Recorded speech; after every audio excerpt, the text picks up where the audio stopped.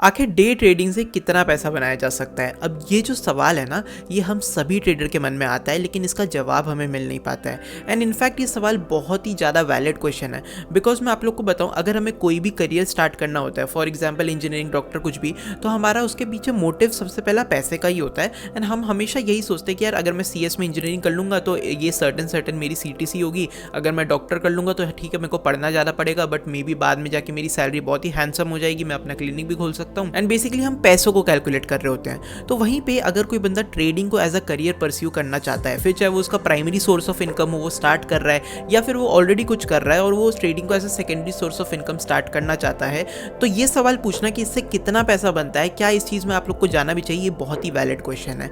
अब यहाँ पे ना कुछ महीने पहले एक पॉडकास्ट भी आया था जिसमें एक बंदे ने कहा था कि मैं वो मंथली 25% का रिटर्न बनाता है। हम इसके बारे में भी डिस्कस करेंगे, क्या ये रिटर्न पॉसिबल है या फिर नहीं है। तो शुरू करते हैं, लेकिन एक्चुअल जवाब देने से पहले ना मैं एक बात आप लोगों से कहना चाहता हूँ कि अगर आप एक बिगनर हो और आप ट्रेडिंग शुरू कर चुके हो, तो सबसे पहली चीज़ जो भी मैं रिटर्न्स की बात करने वाला हूँ वो तभी आएगा जब आप प्रॉफिटेबल हो जाओगे। और इससे पहले ये सवाल आ जाता है, क्या आप प्रॉफिटेबल हो पाओगे और कितनी देर में हो पाओगे।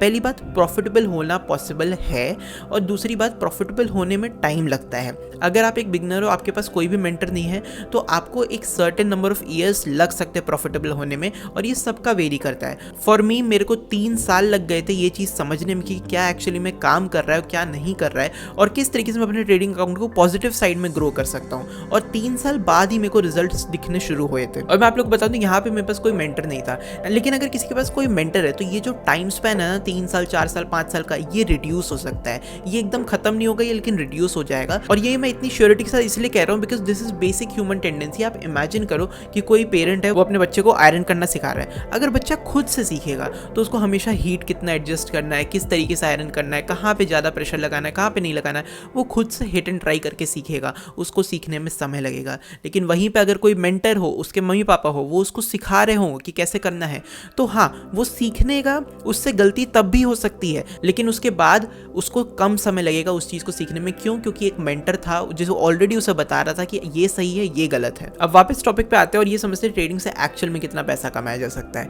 मैं आप लोग को अपने एक्सपीरियंस से बताऊं, trading is always like a business. ठीक है, अब ट्रेडिंग से कैसा बनता है? फॉर एग्जाम्पल, अगर आपके पास लाख रुपए का कैपिटल है और आप एक महीने में उसके ऊपर 10,000 रुपए कमाते हो, क्या 10,000 रुपए आपका प्रॉफिट है? वो आपका प्रॉफिट हो सकता है, लेकिन वो सिर्फ आपके ट्रेडिंग अकाउंट में है।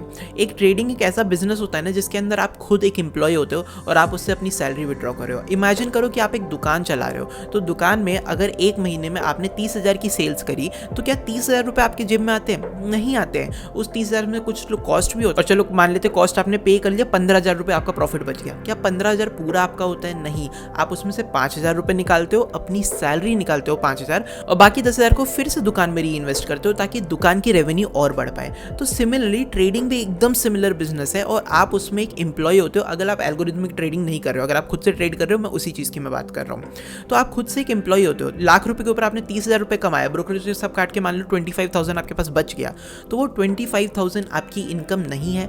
आप 25,000 में से मे बी 5,000 10,000 रुपीज़ विड्रॉ करोगे, बाकी से अपना अकाउंट ग्रो करना चाहोगे। अब ये पर्सन टू पर्सन वेरी कर सकता है। कुछ लोग स्टार्टिंग से बहुत ज़्यादा विड्रॉ करना स्टार्ट करते हैं, और कुछ लोग स्टार्टिंग में ग्रो करना स्टार्ट करते हैं। And to be very specific, अगर किसी को पैसे की बहुत ज़्यादा नीड नहीं है, उसका कहीं ना कहीं से मैनेज हो रहा है उसके फाइनेंसेस, तो वो अपना फोकस करता है ट्रेडिंग अकाउंट को ग्रो करने में। वो 25,000 में से 1,000-2,000 भी क्यों ही निकालेगा, वो अगले महीने डायरेक्टली अपनी क्वांटिटीज़ बढ़ाएगा और अपने ट्रेडिंग अकाउंट को बड़ा करना चाहेगा। लेकिन अगर किसी को कहीं और से इनकम नहीं आ रहा है, उसे पैसे चाहिए, तो फिर वो 25,000 में से अपना 10,000 15,000 रुपए अपनी सैलरी विड्रॉ करेगा, और बाकी नंबर को अपने अकाउंट में ही रखेगा ताकि उसका अकाउंट साइज ग्रो हो सके और इवेंचुअली उसकी क्वांटिटी बढ़ सके और रेवेन्यू बढ़ा जाए। तो ये थी सबसे पहली बात कि ट्रेडिंग में जो आपका प्रॉफिट होता है वो आपकी कमाई नहीं होती है। उस प्रॉफिट का एक सर्टेन पोर्शन जिसे आप एज अ सैलरी विड्रॉ करना चाहोगे, वो आपकी कमाई होती है। अब दूसरी बात, कितना प्रॉफिट हो सकता है, कितना ROI निकल सकता है। यहाँ पे मैं आप लोग को बात करूँ, ये जो ROI एक नंबर है ना, ये हमेशा आपके कैपिटल पे डिपेंड करता है। एंड यहीं पे मैं एक पॉडकास्ट की जो बात करने वाला हूँ, जहाँ पे क्लेम किया गया कि वो 25% पर मंथ बनाते हैं। मुझे नहीं पता वो बनाते हैं नहीं बनाते हैं, but is it actually possible? Yes, it is possible. And ये चीज़ नंबर्स में एकदम ही ट्रू है। लेकिन क्या 25% कंपाउंडिंगली हर महीने बनाना? It is not possible. For example, 25% lakh रुपए पे बनाया 1,25,000। इमेजिन कर लेते 1 करोड़ पे बनाया, विच इज़ वेरी डिफिकल्ट। मतलब लाख रुपए पे 25,000 बनाना बहुत ईजी है कंपेरेटिव टू 1 करोड़ पे 25 लाख रुपए बनाना। अब ये ROI तो 25% ही है, लेकिन यहाँ पे जो नंबर्स है ये इतने बड़े हो जाते हैं कि यहाँ पे ये चीज़ एकदम ही डिफरेंट हो जाती है। और इसके पीछे का एक्चुअल मैथ्स और रीजन मैं आप लोगों को बताता हूँ। क्या होता है ना, जब हम ट्रेडिंग अकाउंट स्टार्ट करते हैं तो लेट्स सपोज किसी ने लाख रुपए से शुरू किया, ठीक है। अब वो लाख रुपए पे ना 1-2% रिस्क लेना है, 2% या 3% रिस्क ले रहा है। 2% रिस्क का मतलब है कि वो 30 से 35 ट्रेड लगातार लूज कर सकता है और उसके बाद उसका ट्रेडिंग अकाउंट ब्लो अप हो जाएगा, ठीक है। अब जब उस पर वो कुछ पैसा बना लेता है, मान लो लाख का 2 लाख बन गया, which is okay, which is normal. अब वो 2 लाख पे ना परसेंटेज ऑफ रिस्क अपना कम करेगा, क्योंकि स्टार्टिंग में जब आप पैसा लाते हो तो हम हमेशा ये सोच के लाते हैं, कोई भी बिजनेस स्टार्ट करते हैं कि यार मैं एक बार इस बिजनेस में पैसे लगाता हूँ, बिजनेस चला तो ठीक है, नहीं चला तो कोई बात नहीं, अगले 2-3 महीने का आप बैकअप लेके चलते हो। तो ट्रेडिंग में भी सिमिलर, आप पहले 1-2 महीने का बैकअप लेके चलते हो, 1-2 महीने का बैकअप लेके चला, अगर पैसा बन गया तो ओके, नहीं बना तो आप पहले से स्टार्टिंग फ्रॉम जीरो हो जाता है। बट अगर पैसा बन गया तो अगली बार आप सेम अमाउंट ऑफ रिस्क नहीं ले सकते, आप हर दिन 2% 3% नहीं ले सकते। अब आप रिस्क को डिक्रीज करोगे, अब आप कहोगे कि मेरा एक हफ्ते में मैक्सिमम रिस्क 4% जाए। क्यों? अब आपके पास जो पैसा है अब आप उसको खो नहीं सकते, अब आप वापस जीरो पे नहीं जा सकते। अब आप ये सोचोगे कि मैं किस तरीके से अब इस पैसे को बचा पाऊं। जैसे मैंने बिजनेस का एग्जांपल दिया कि जब आप बिजनेस शुरू करते हो तो आप ये सोच के करते हो कि चला तो ग्रो करेंगे और नहीं चला तो ठीक है। तो जब चल जाता है तब आप उसे ग्रो करते हो, तब आप खोने का नहीं सोचते हो। तो इसी तरीके से जब ट्रेडिंग अकाउंट जैसे जैसे आपका बड़ा होते जाएगा आपका रिस्क परसेंटेज कम होता जाएगा। एज ऑफ नाउ अगर मैं एक दिन में 2% का रिस्क ले रहा हूँ, इवेंचुअली मेरा गोल है कि जैसे जैसे मेरा ट्रेडिंग अकाउंट बढ़ता जाए मैं अपनी क्वांटिटीज इंक्रीज करूँ, मैं अपना रेवेन्यू इंक्रीज करूँ, मैं अपने प्रॉफिट्स इंक्रीज करूँ, लेकिन एट द सेम टाइम मैं अपना रिस्क परसेंटेज कम करूँ। प्रॉफिट्स क्यों बढ़ेंगे? क्योंकि मेरी क्वांटिटीज बढ़ेंगी। प्रॉफिट इसलिए नहीं बढ़ेगा क्योंकि मैं रिस्क बढ़ाऊंगा। तो रिस्क को इवेंचुअली कम करना है और प्रॉफिट्स के भरोसे मेरे को धीरे धीरे अपना कैपिटल बिल्ड करके क्वांटिटीज को बढ़ाना है। ये एक सही वे है ट्रेडिंग को अप्रोच करने का। और प्रोबेबिलिटी वाइज अगर मैं इस चीज का आंसर देना चाहूँ तो आप इमेजिन करो 10 ट्रेड ले रहे हो और आपकी अगर एक्यूरेसी 40% है तो आपके 4 ट्रेड सही है, 6 ट्रेड गलत है। मान लो 6 ट्रेड आपके लगातार पहले ही गलत हो गए, फिर अगले 4, तो आपको क्या प्लान करना है कि स्टार्टिंग के 6 ट्रेड अगर मेरे लगातार भी गलत हो गए तो भी मेरा कैपिटल ब्लो ना हो। अब यहीं पे आप इमेजिन करो आप 2-3 महीना ट्रेड करना चाहते हो तो आप क्या प्लान करोगे? आप 100 ट्रेड्स का प्लान करोगे। 100 ट्रेड्स का मतलब क्या है? 100 ट्रेड्स का मतलब ये है कि आपके 40 ट्रेड सही होंगे, 60 ट्रेड गलत होंगे। क्या इस चीज़ की प्रोबेबिलिटी नहीं एग्जिस्ट करती कि स्टार्टिंग से from your trade 0 to your trade 60 वो सारे के सारे लॉसेस में जाए? इसकी प्रोबेबिलिटी है। यहीं पे अगर आप प्लान करो ऑल लंबा कि मैं अगले 2 साल 3 साल 5 साल ट्रेडिंग करूंगा, यानी मैं 1000 ट्रेड्स की अगर मैं बात करूं, तो क्या इसकी प्रोबेबिलिटी नहीं कि 1000 ट्रेड में 600 ट्रेड्स आप लूज करोगे? और क्या इसकी प्रोबेबिलिटी नहीं इसमें बहुत सारे लॉसेस कंसेक्यूटिवली होंगे, यानी कि लूजिंग स्ट्रीक्स एक के बाद लगातार लॉस होता जाएगा? Probability wise, mathematically wise it is true. और मैं अपने रियल अकाउंट में इस चीज़ को फेस करता हूँ। इसी को ट्रेडिंग में हम ड्रॉ डाउन कहते हैं। एंड यहाँ पे ना प्रॉब्लम ये आती है जब हम स्टार्ट करते हैं तो हमें 1 महीने का बफर लेके चलते हैं। यार 1 महीने में मेरा 1 हफ्ता ड्रॉ डाउन लगा, आई कैन मैनेज। 2 हफ्ता ड्रॉ डाउन लगा, आई कैन मैनेज। फिर जैसे जैसे आपका टाइम बढ़ता जाता है, यानी आपके नंबर ऑफ ट्रेड बढ़ते जाते हैं, प्रोबेबिलिटी एडजस्ट करने की वजह से आपका ड्रॉ डाउन यानी लूजिंग स्ट्रीक बढ़ता जाता है। तो अब आप एक बड़े ड्रॉ डाउन के लिए प्रिपेयर करते हो, यानी कि अब मैं 1 महीना भी लूजिंग स्ट्रीक चला गया वो ड्रॉ डाउन मैं मैनेज कर सकता हूँ। इवेंचुअली फिर कैपिटल ग्रो होगा, फिर आप रिस्क कम करोगे और आप कहोगे अच्छा चलो 2 महीना मेरा ड्रॉ डाउन चला गया, मैं मैनेज कर लूंगा।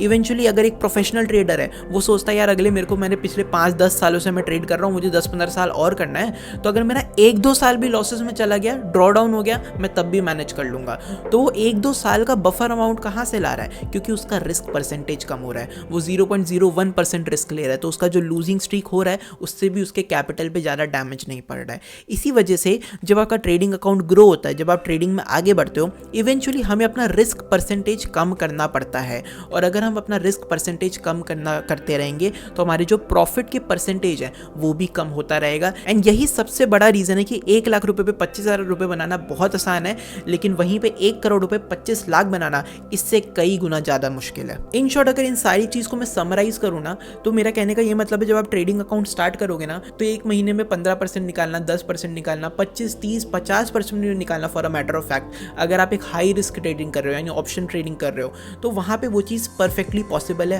100% श्योर ये पॉसिबल है, लेकिन जैसे जैसे आपका कैपिटल बढ़ेगा ये ROI डिक्रीज होगा और ये चीज़ कभी भी कंपाउंडिंगली वर्क नहीं करती है। अब यहाँ पे मैं एक और चीज़ के बारे में बात करने वाला जो हम सब लोग इमेजिन करते हैं कि ट्रेडिंग में एक ऐसा समय आता है जब मार्केट मान लो क्रैश हो रहा है, कोई न्यूज़ होता है, उस दिन हम बहुत बड़ी इनकम कर लेते हैं। लेकिन ये चीज़ मैं आप लोग बताऊँ, आप लोग जो ये चीज़ सोच के आते हो कि मैं इस इनकम को कमा लूँगा, ये बहुत ही मुश्किल काम है, इसके लिए बहुत ज़्यादा एक्सपीरियंस चाहिए। मैं अगर अपना एग्जाम्पल दूँ तो मैं एक सिस्टमैटिक ट्रेडिंग करता हूँ और जिस तरीके से मैंने अभी बताया कि जिस तरीके से प्रॉफिट्स होते हैं, सैलरी विड्रॉ होता है, फिर धीरे धीरे हम कैपिटल्स को बढ़ाते हैं, क्वांटिटी बढ़ाते हैं और रिस्क को कम करते हैं, ये सारे स्टेप्स मैं धीरे धीरे फॉलो करता हूँ। ये बहुत ही स्लो और स्टेडी प्रोसेस है, पता भी नहीं चल रहा होता कि कुछ हो रहा होता है, लेकिन अगर आप साल के एंड में देखते हो तो आपको प्रॉफिट दिख रहा होता है। लेकिन वहीं में एक साल 2 या 3 बार ऐसा मौका आता है जहां पे आपको बहुत बड़ा ट्रेड आप कैप्चर कर लेते हो। सबसे पहली बात, उसको कैप्चर करने के लिए आपको बहुत ज्यादा एक्सपीरियंस चाहिए। फॉर एग्जाम्पल, अगर बहुत सारे लोगों को लगता है यार कोविड में अगर मेरे को पता होता तो मैं मार्केट में करोड़पति बन जाता, नहीं बन पाते। अगर आपने वैसे मार्केट क्रैशेस एक्सपीरियंस नहीं करा है तो आप अगला मार्केट क्रैश नहीं पकड़ पाओगे।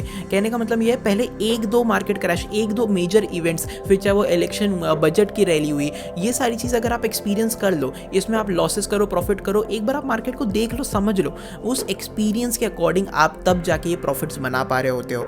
और ये प्रॉफिट्स कोई बहुत स्ट्रॉन्ग प्रॉफिट्स नहीं होते, ये ऐसा होता है कि आप कैपिटल मान लो डबल हो गया, ट्रिपल हो गया तो ठीक है, बट ये सिर्फ एक बोनस की तरह काउंट होता है। अगर आप यही सोच के चलोगे कि मैं हर महीने कैसा प्रॉफिट निकालूंगा, तो हर महीने मार्केट ऐसे मूव ही नहीं करता है और आप इवेंचुअली जो आपने वो प्रॉफिट बनाया होगा ना, आप उसे भी लूज कर दोगे। तो हमेशा एक सही मेथड ये है कि आप एक छोटा सा रिस्क अमाउंट करते रहो।